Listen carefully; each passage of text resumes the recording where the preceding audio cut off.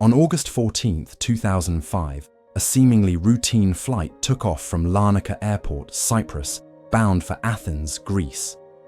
For the passengers and crew on board Helios Airways Flight 522, nothing could have prepared them for what was about to unfold. What should have been a simple, short flight quickly turned into one of the most haunting disasters in aviation history. A single mistake, something so small and overlooked, led to the deaths of 121 innocent people. But how could something as simple as a missed maintenance check spiral out of control and result in such an unimaginable tragedy?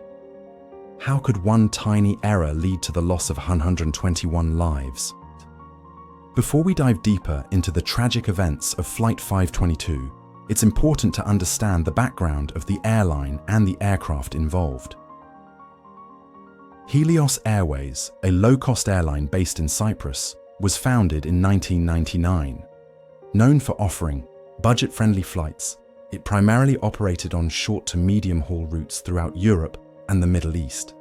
For many travelers, the appeal of affordable fares was irresistible, especially for families and vacationers looking for cost-effective travel options.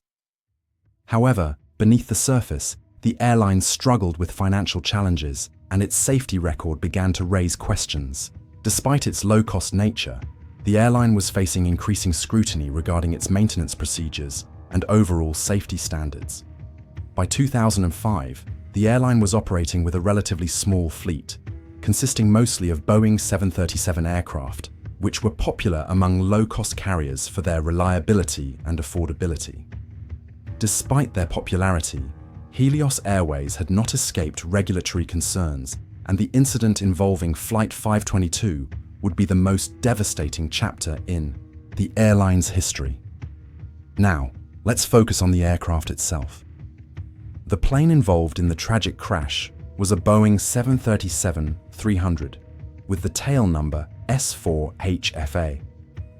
The Boeing 737-300 is a well-known member of the classic 737 series, which has been used by airlines all over the world for decades. This particular aircraft, like many others in its class, was considered reliable for short and medium-haul flights, offering seating for around 130 passengers.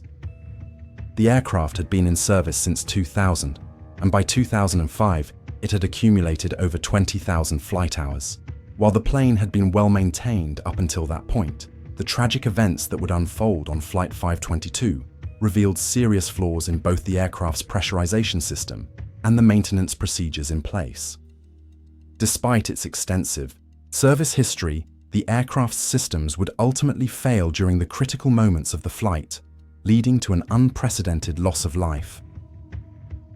Now that we understand the airline and the aircraft, let's take a closer look at the flight itself, its departure, and what went wrong once Flight 522 was airborne. What should have been a short, routine flight soon became a nightmarish journey that no one could have ever predicted. Flight 522 departed from Larnaca International Airport, LCA, in Cyprus, bound for Eleftherios Venizelos Airport, ATH, in Athens, Greece. The journey covered just under 350 kilometers, making it a short-haul flight lasting about 1 hour and 10 minutes. The plane followed a northwestern path across the Mediterranean Sea toward the Greek coastline before making its descent into Athens.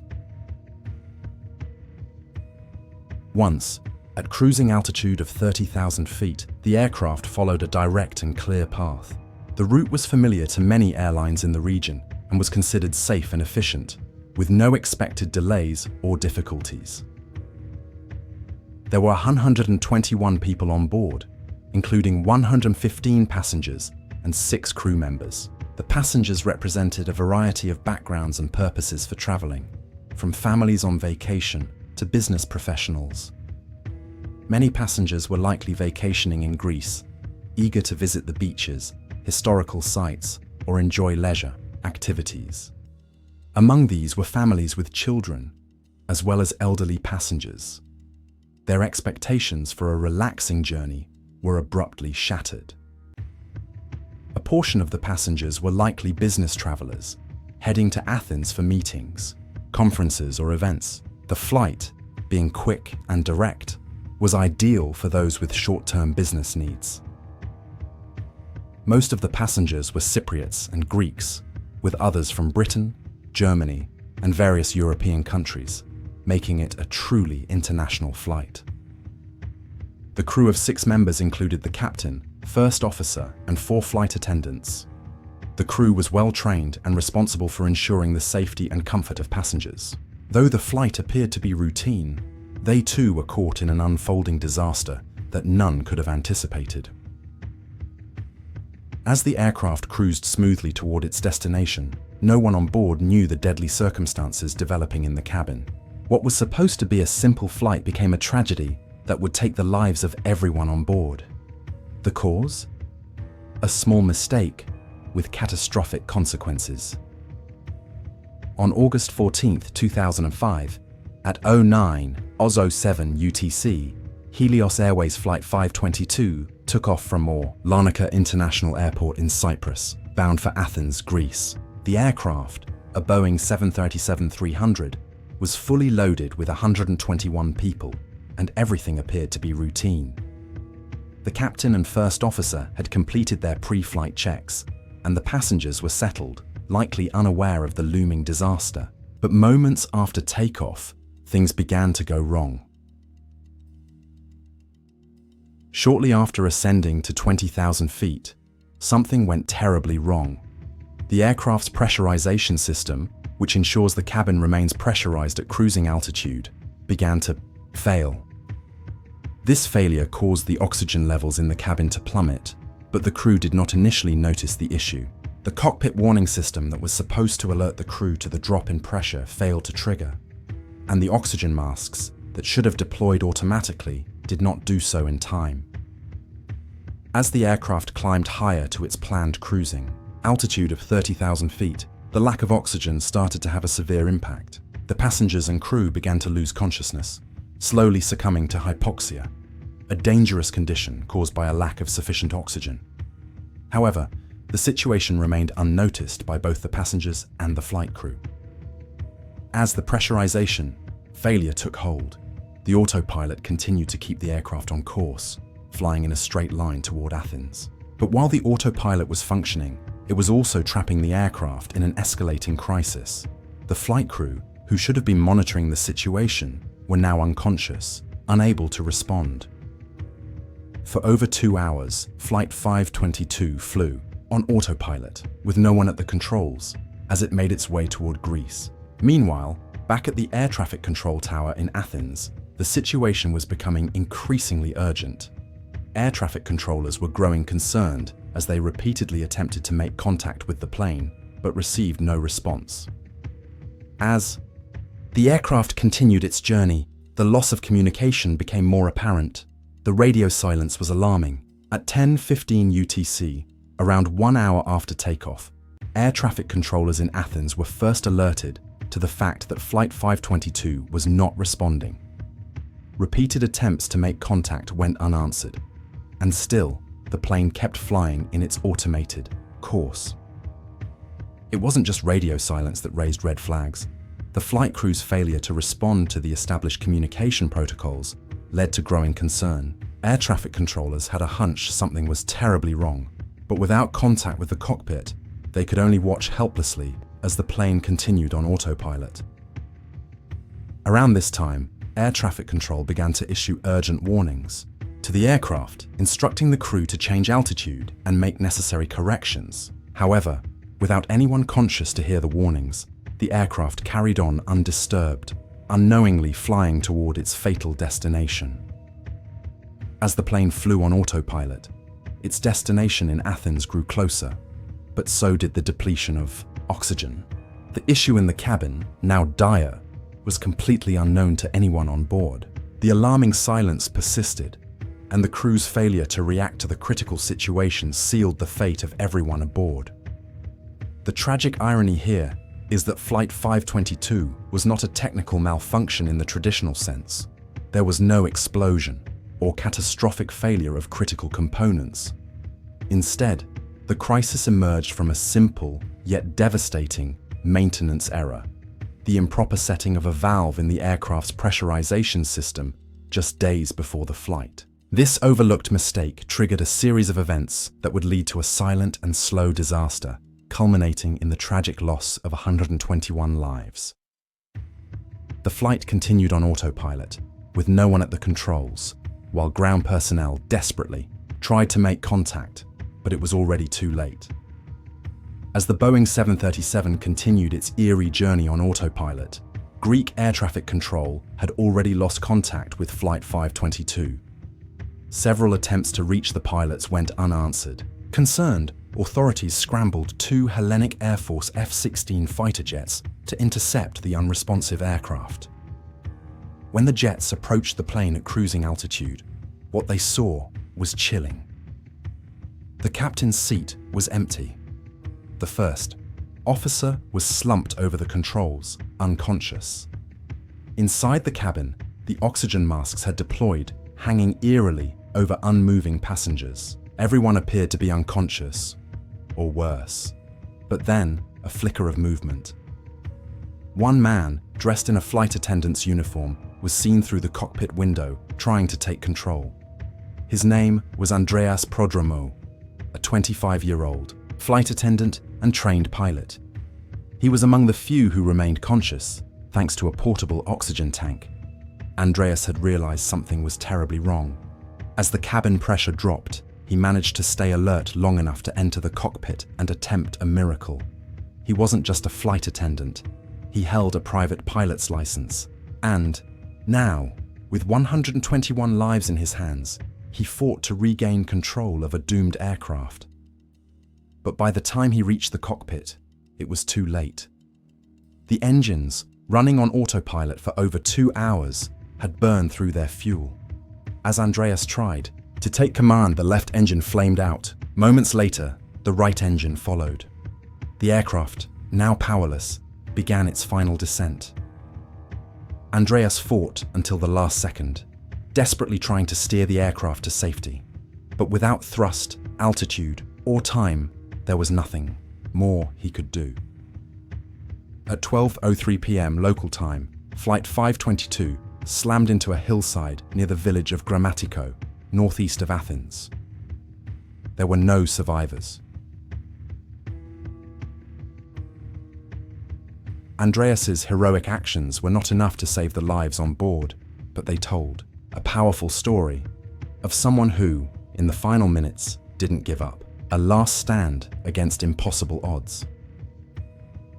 The investigation into the crash of Flight 522 was conducted by the Hellenic Air Accident Investigation and Aviation Safety Board, and its final report was released in October 2006.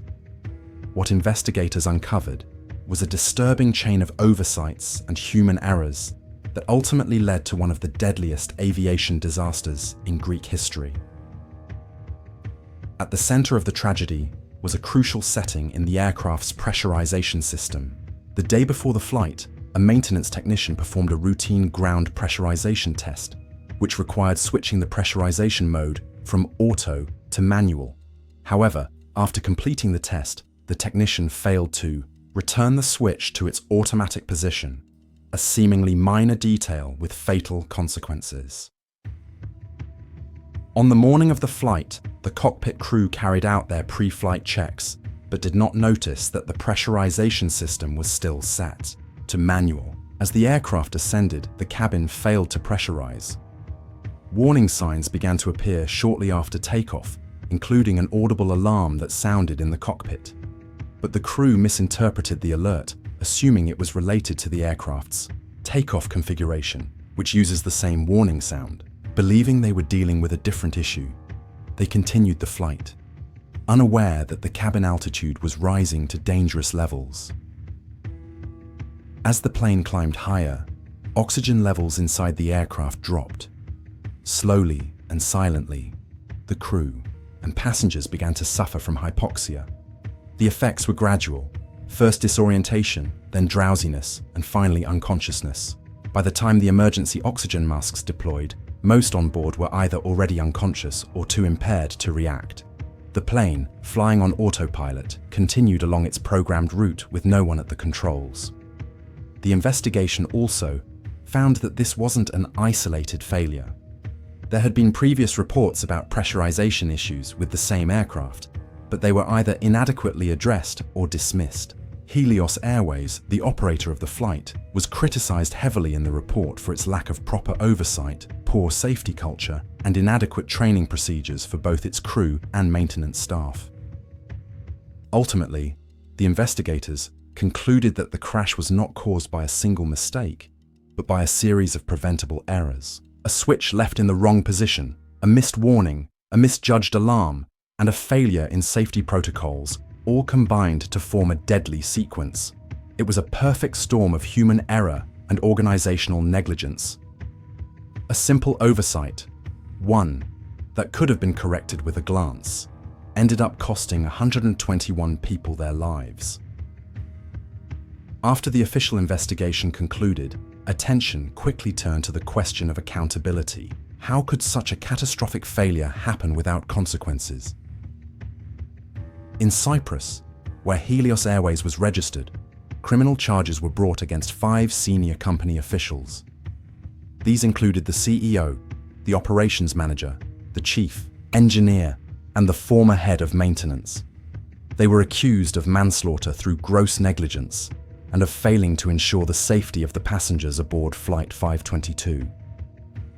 The trial began in November 2008 and drew significant public and media attention. Witnesses detailed the airline's maintenance practices, internal policies, and oversight failures. But despite the evidence presented, the Cypriot court ultimately dismissed the case in December 2011, citing insufficient proof that any specific action or inaction by the defendants directly caused the crash. The verdict triggered outrage from the victims' families, who felt that justice had not been served. However, the case didn't end there. In Greece, where the crash occurred and where most of the victims were from, authorities pursued a separate legal case.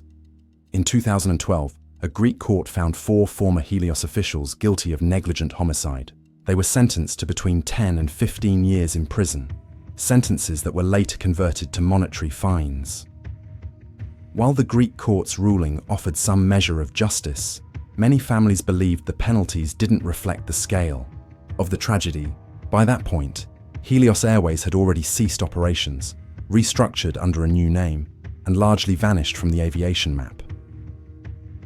This case not only exposed serious gaps in airline maintenance protocols, but also led to stronger aviation safety oversight in both Cyprus and Greece. It forced regulators to re-examine their procedures and implement tighter controls over airline compliance, changes made in memory of the 121 souls lost aboard Flight 522. The tragic crash of Helios Airways. Flight 522 serves as a chilling reminder of how a series of small, seemingly insignificant mistakes can lead to devastating consequences. A routine maintenance oversight, the failure to respond to critical warnings, and a lack of proper communication all compounded into one of the deadliest aviation disasters of the 21st century.